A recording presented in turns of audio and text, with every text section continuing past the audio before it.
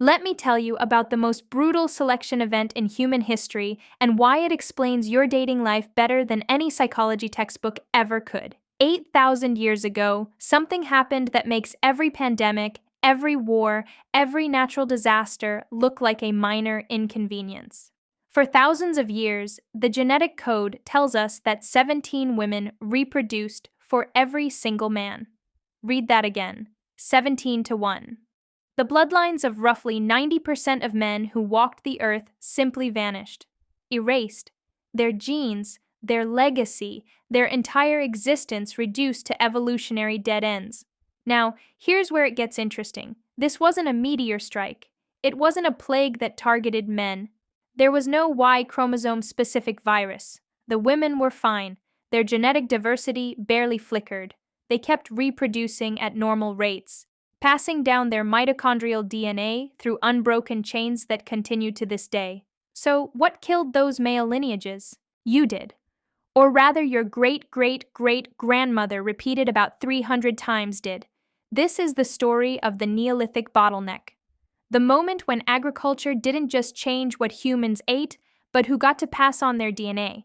And before you dismiss this as ancient history, understand this.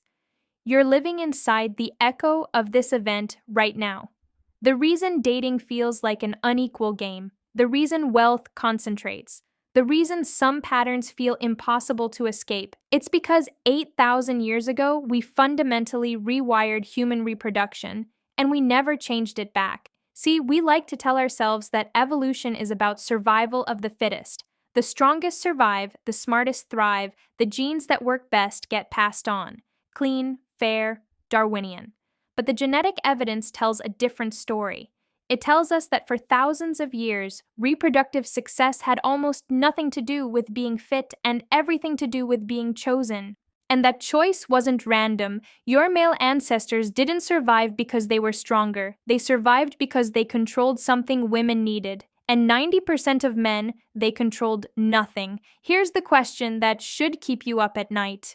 If we could accidentally eliminate 90% of male bloodlines through social structure alone, no violence required, just generations of exclusion, what does that tell us about the systems we're building right now? Because the bottleneck didn't end because humans suddenly became more equal. It ended because agriculture spread and more men gained access to resources. The game didn't change. The player pool just expanded.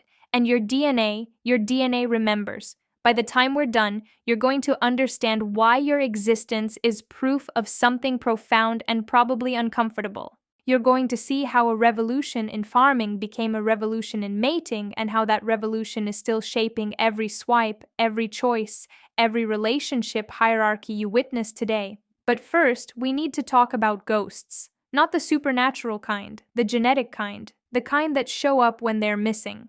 In 2015, a team of geneticists led by Monica Carmen published something that stopped the scientific community cold. They'd been sequencing Y chromosomes, the genetic signature passed exclusively from father to son across populations worldwide. And they found something impossible. Or rather, they found what wasn't there. Imagine you're looking at a family tree, but instead of going back a few generations, you're going back 10,000 years.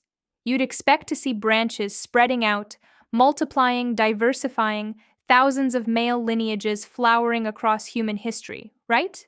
Instead, what Carmen's team found looked like a forest after a wildfire between 8,000 and 5,000 years ago. The phylogenetic trees, those branching diagrams that map genetic relationships, showed something they called a drastic reduction in branching diversity. In plain English, most of the branches just stopped. They discovered what scientists call a star-like cluster pattern. A small number of male lineages suddenly exploding outward like fireworks while everything else went dark. The technical term is a bottleneck, but that doesn't capture the scale. This was closer to a genetic apocalypse. Here's where it gets weird. When they looked at mitochondrial DNA, the genetic code passed from mothers to all their children. They saw nothing unusual, no bottleneck, no collapse. Female genetic diversity sailed through this period completely untouched. maintaining the variation you'd expect from a healthy reproducing population, so we had a mystery. Something wiped out male genetic diversity without touching female diversity. Same populations, same time frame. Two completely different stories written in two different types of DNA. The math was brutal. Using molecular clock models, techniques that let you timestamp genetic changes, they calculated that during the peak of this bottleneck, the effective male population size crashed to roughly 1 reproducing male for every 17 reproducing females. Think about what that means. In a village of 170 people, let's say 85 men and 85 women, all those women are having children, but only 5 of those men are fathering the next generation. The other 80 men, genetic ghosts. Their lineages end with them. And this didn't last a generation or two. This pattern persisted for thousands of years. Now, when scientists first started trying to explain this, the obvious answer seemed to be violence, warfare. Maybe agricultural societies started fighting each other, killing off most men in brutal clan battles, right?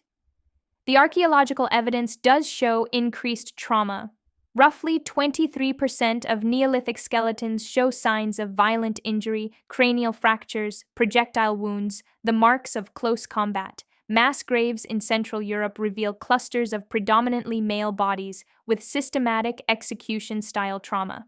So yes, warfare happened. Men died. But here's the problem. Warfare doesn't create a bottleneck this extreme. You can't kill 90% of men without collapsing your entire population. And remember, the women's genetic diversity stayed stable. If warfare was decimating populations, we'd see it in both the male and female genetic records. The violence was real, but it wasn't the primary engine of this bottleneck, which means something else was going on. Something that could systematically eliminate male lineages across Africa, Europe, and Asia for millennia without requiring mass death, without affecting female reproduction, and without leaving a trail of bodies sufficient to explain the genetic carnage. What if I told you the weapon wasn't a spear or a club? What if the weapon was choice? Because when you eliminate 90% of male bloodlines without killing 90% of men, you're not looking at a war story. You're looking at a mating story. And that story starts with dirt.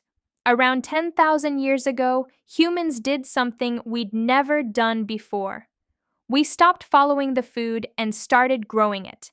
The agricultural revolution sounds boring when you learn it in school. Domestication of wheat, invention of the plow, yawn. But here's what they don't tell you. Agriculture didn't just change what we ate. It changed who we were. For hundreds of thousands of years, humans lived as nomadic hunter-gatherers, and in those societies, inequality was hard to maintain. Why? Because you can't accumulate wealth when you're constantly moving. You can't hoard resources when everything you own has to fit on your back. Sure, some people were better hunters, some were smarter, some were stronger, but those advantages largely died with them. Then we planted seeds, and suddenly, for the first time in human history, wealth became storable. A good harvest could be saved, land could be owned, livestock could be bred and passed down. Tools, homes, territory, all of it became heritable capital. And here's the critical part. Once wealth became heritable, inequality became exponential. Think about it. If you inherit land from a successful father, you start ahead. You can grow more food, support more people, make better tools. Your children start even further ahead. Within a few generations, some families control vastly more resources than others, not because they're working harder, but because advantage compounds. Ancient DNA studies show massive genetic turnovers during this period. Farming populations from Anatolia and the Near East spread across Europe, bringing new ancestries that replaced or mixed with indigenous hunter-gatherers. These weren't just migrations, they were demographic expansions driven by an economic revolution, and with that economic revolution came a social one. Archaeological evidence shows the emergence of the first true social hierarchies. Larger settlements, differential burial practices, some people buried with wealth, others with nothing, the construction of megalithic tombs that required coordinated labor and marked territorial claims.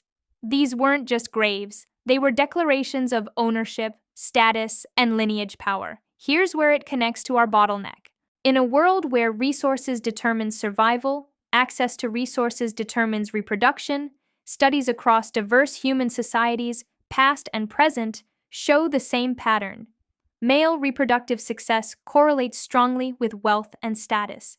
A wealthy man in an agricultural society doesn't just survive better. He can support multiple wives, more children, and ensure those children survive to reproduce themselves. A poor man, he's lucky to attract one mate, if any. Anthropological data shows this clearly. In societies with wealth accumulation, high-status males average significantly more offspring than low-status males. In some documented cases, elite men fathered children with multiple women, while large percentages of lower-status men never reproduced at all. And women made rational choices. In a world where your children's survival depends on access to food, land, and protection, you choose the mate who can provide those things. That's not shallow. That's strategic. That's evolution operating through culture. This is where paternal kinship systems emerge. Descent and inheritance traced through male lines. Why? Because in agricultural societies, land and wealth were the ultimate resources, and men controlled them. Families became economic units built around male lineage, with sons inheriting and daughters marrying into other lineages. Archaeological studies from Neolithic Europe show exactly this. Patrilineal residence patterns where women moved to their husband's family upon marriage while men stayed in their natal communities. Isotopic analysis of teeth and bones confirms it. Females showed more geographic diversity in their origins, while males clustered locally. This social architecture had genetic consequences. Males were organized into kin groups, essentially teams competing for resources. And here's the brutal logic. When kin groups compete, winning groups expand. Losing groups contract over generations. The male lineages from dominant kin groups proliferate, while lineages from less successful groups diminish or disappear entirely. Mathematical models combining these factors, wealth accumulation,